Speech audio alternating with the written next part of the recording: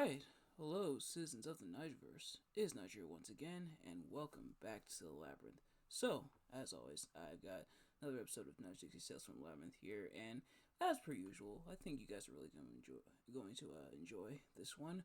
But before we get into that, if this is your first episode of Dixie Sales from the Labyrinth, welcome. If not, welcome back. But if you are indeed new here, what we do, for the most part, with some exceptions, of course, is we read poetry. We read and analyze poetry. So we got some poems here, some written by myself, others written by other prolific poets. Or even poetry, what have you, that I find rather interesting. So, if that is your kind of thing, please consider hitting that subscribe button, as well as leaving a comment and sharing the video as well, of course. But without further ado, let's get right into it. So, this first one is called Wandering Aimlessly. It sometimes feels like I'm just wandering, no destination in sight, just going through the motions. I'm unsure of where I belong or where I should be, wandering aimlessly, no destination in sight, just trying to find my way home. So, admittedly, I've been there before, right? I'm sure most, if not all of you, have kind of been there before, or that had that feeling, that sense of I don't necessarily want to say being lost, but almost feeling like you don't really know where you're going in life and not really sure what you want to do with when it comes to life and how you want to proceed when it comes to different things. And I've definitely been there before or in life, and it can be tricky to navigate, not really knowing what's next. Almost feeling like there's no clear way forward or no clear direction. But the question is, how do you get over something like that? How do you push past that? I think I don't think there's one clear cut, concise way to do it.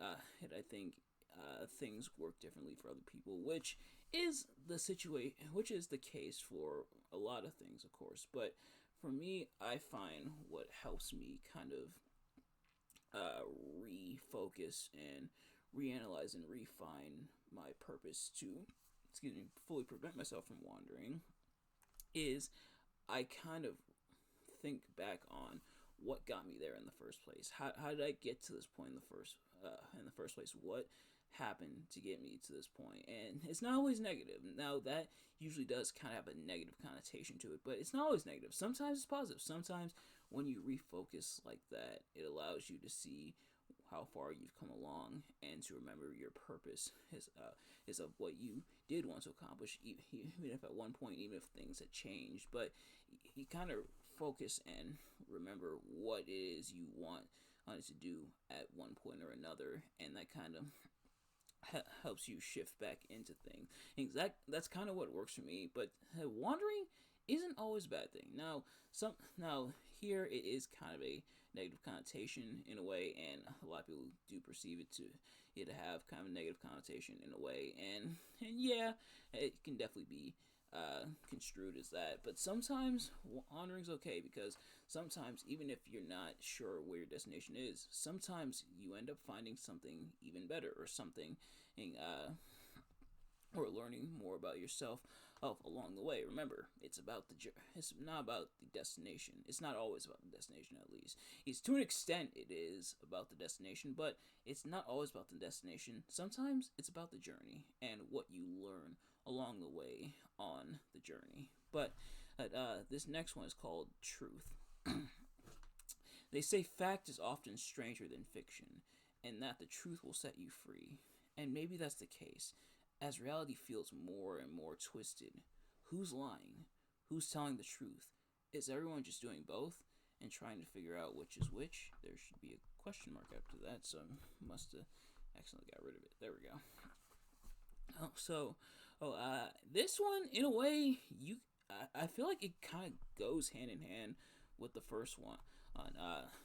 There's a lot of, and I know this is a common internet buzzword, but I feel like there is quite a bit of like misinformation on the internet when it comes to a variety of things, and because of that, it's hard to discern what's the truth, what's the lie, who's telling the truth, who's lying. It can get pretty confusing, and the mind often becomes scrambled trying to figure out where the truth lies.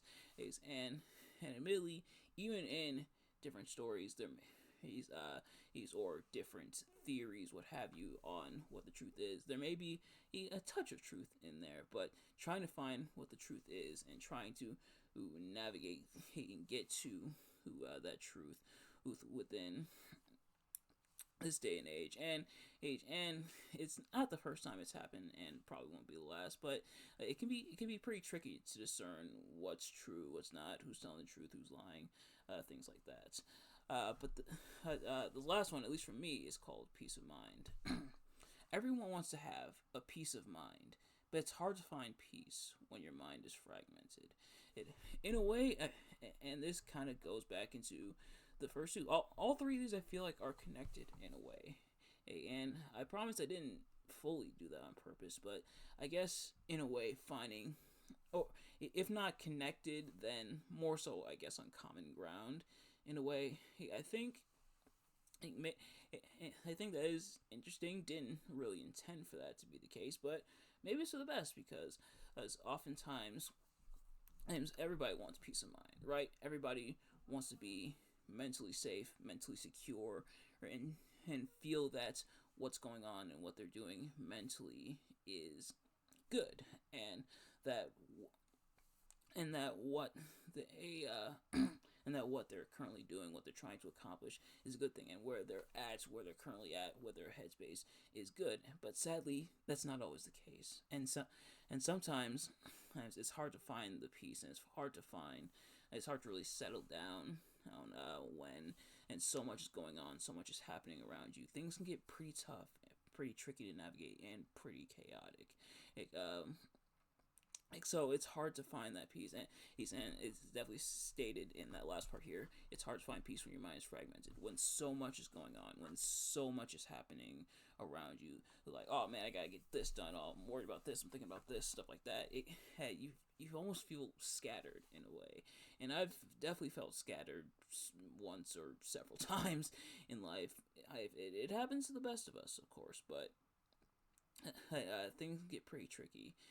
So to all those who may be wandering, not sure where they're going, those trying to find the truth in life, or trying to find their truth, and to those wanting to find their peace of mind, I definitely wish you all the best, and wish you safe travels and a safe journey,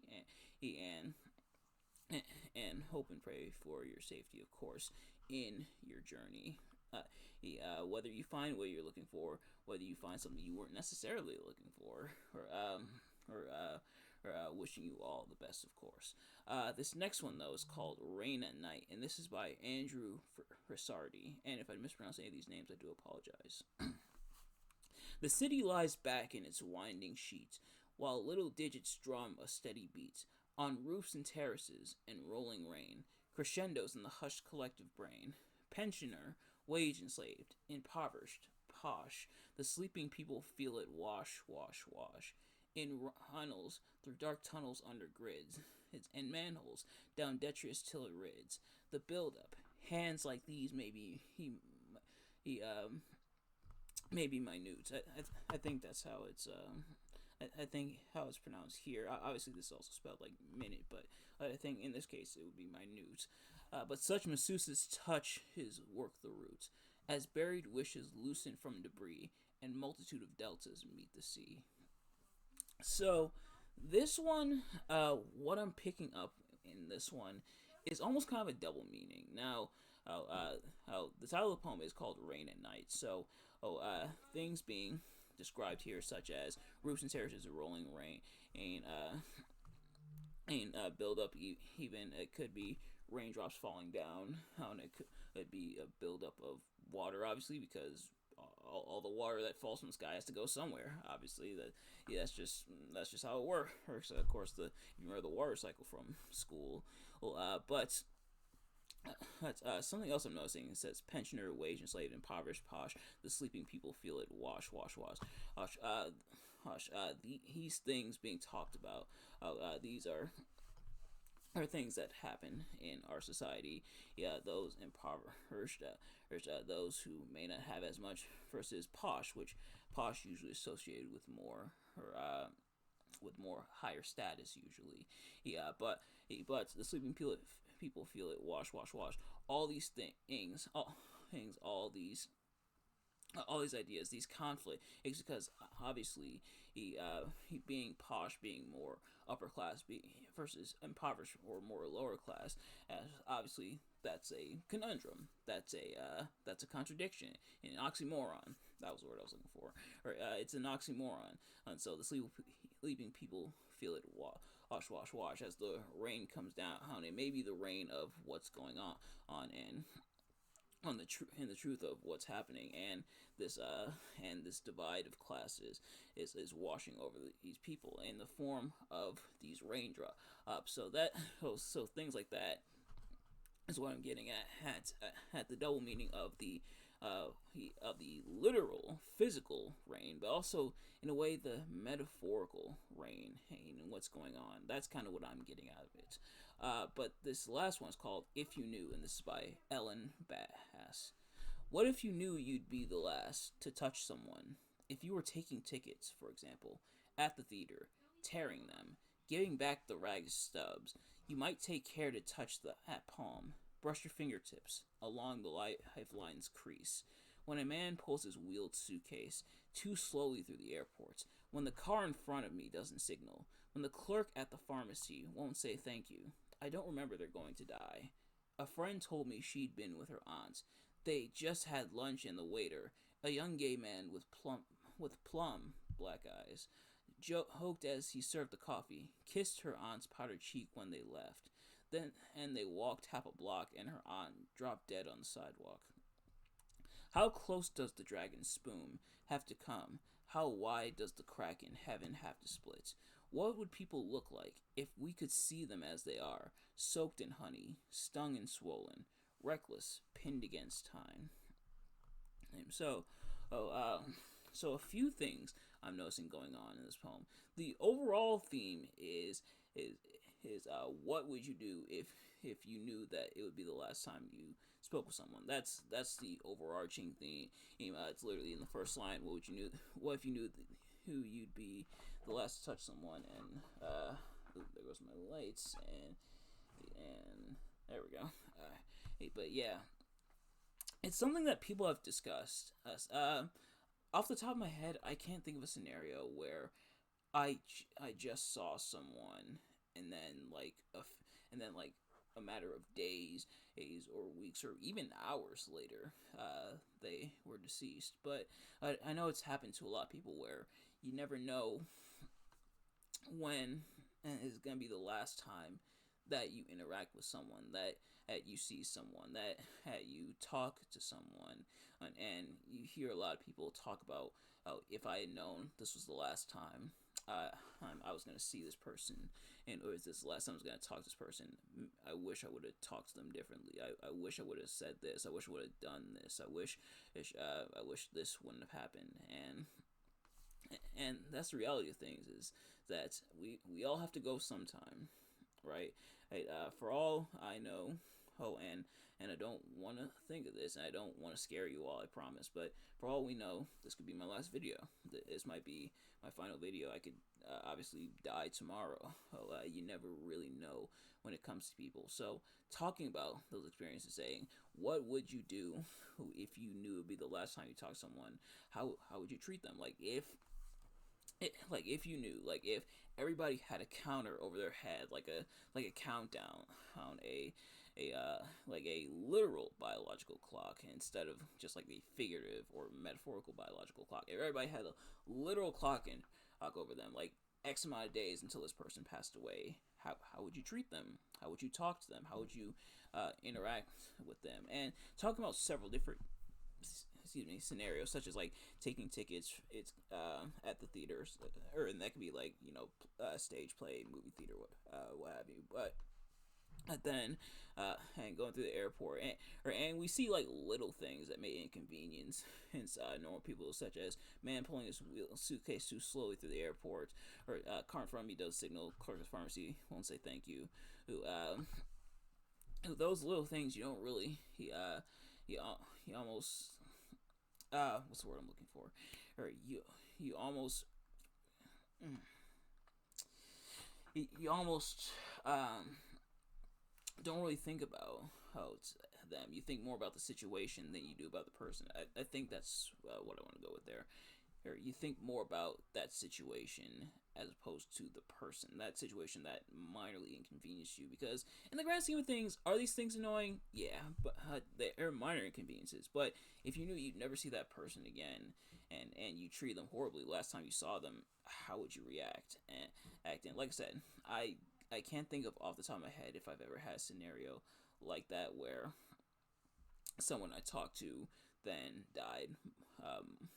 Some time later, and I regretted our last interaction. There have been people that I knew from a while ago who passed away. Hey, later on, and I say to myself, "Oh, man, I wish I spent more time with them, or I wish I came to visit them. I wish I was able to see them before they passed." As that has happened plenty of times to me, but but yeah, I think it's definitely a reminder um, to just be kind to people. You know, treat others the way you want to be treated. That's the golden rule, of course. And it sounds cliche, of course, but you never really know what someone's going through, and you never know when's the last time you could see someone. There may be people that come in and out of your life, and you'll probably see them once and then never again. And but yeah, I guess just a kind of reminder, albeit a grim one, that life is short. Life truly is short, and life truly is unexpected. But I don't necessarily want to end that on the sour note, but yeah, just definitely be kind to people. But in the meantime, thank you all so much for watching. I hope you enjoyed. If you did, please do me a favor: like, comment, subscribe, share with your friends, and turn on post notifications so you know every time I upload a video, so you never miss an upload. And let me know in the comments below your thoughts on any of the poems we read and discussed today. Did you like these poems? Did you like my analysis of these poems? And what is your take on the poem that we read today? But nevertheless, thank you all so much for watching. I will see you guys later. Peace.